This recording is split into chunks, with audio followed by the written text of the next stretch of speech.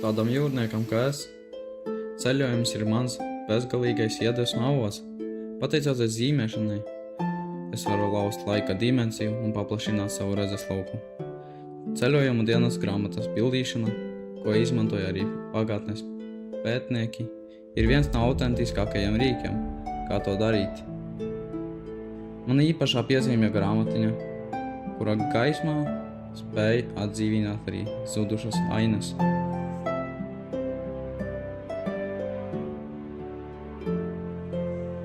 Savu ceļojumu Jēkabpils novadā meklēju pēdas no dižkokiem, kas stalki slēdzās šeit.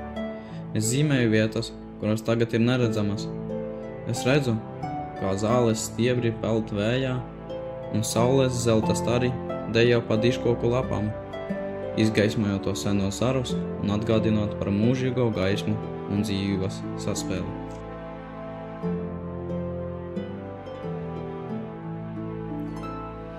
Sarmīta Ozoliņa ir novada vēstures notikumu pārzinātāja, kura stāsta aizraujošu stāstu par kokiem šajā novadā.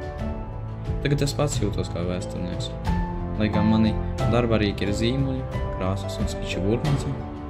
Mana zinātkāra un spēja iztēloties ir ļāvusi atklāt dažus stāstus par kokiem, kas zeļ Jēkabpils novadā. Dižkoki stāv kā klusi, laika liecinieki, iemiesojot dabas noturību un mūžīgo laikmetu gudrību.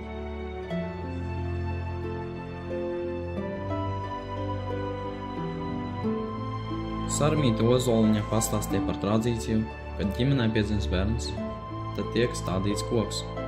Arī Sarmītes ir uzskata par laimīgu, jo viņas tētis pie mājas ir iestādījis ozolu Sarmītes dzimšanas dienā.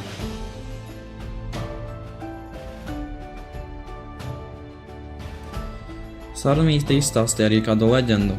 Franču karotāji gājuši vējā gar upīti, toreiz nebija nekādu citu ceļu.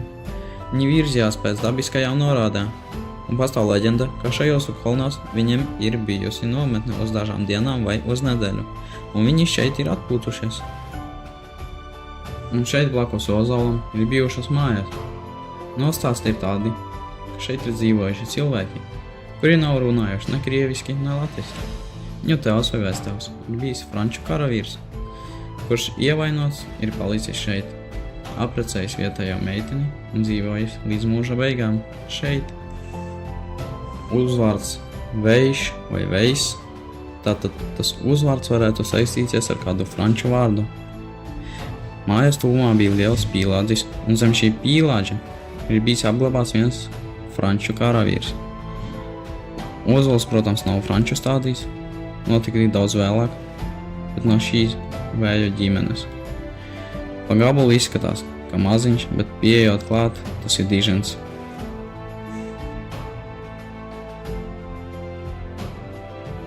Sarmīte stāsta.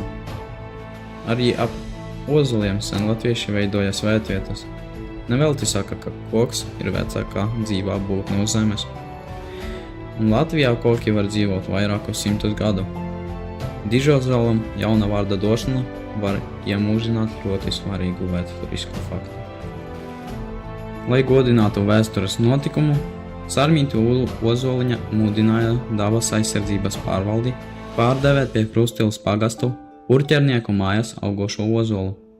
Ozolam, kuram apkārtmērs ir 4,24 metri, dots 3. bruņu vilciena ozola nosaukums.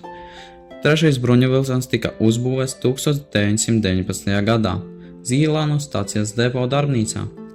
Tam bija nozīmīga loma Rezeknes atbrīvošanā. Latvijas armijas bruņu vilciena izveide un attīstība gāja roku rokā ar sarežģīto, bet varonīgo Latvijas armiju un valsts veidošanās ceļu. Lielā nozīmē Latvijas uzvarā brīvības cīņās bija bruņu vilcienam, kas vairākas spilgtas epizodes izšķīra Latvijas armijas kaujas operācijas liktenim. Tāpēc Dižozola nosaukšana 3. bruņu vilciena vārdā ir apsveicama. Zīmējot šos monumentālos kokus, es saprotu, ka tie ir kas vairāk nekā tikai koks ar lapām. Tas ir dzīves liecības par šeit dzīvojošiem cilvēkiem, vēsturi un garu.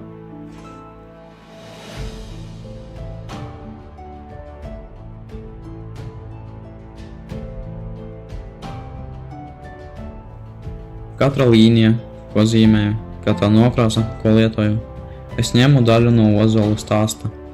Nodrošināt, ka šie klusie liecinieki turpinā runāt arī ar nākamajām paudzēm.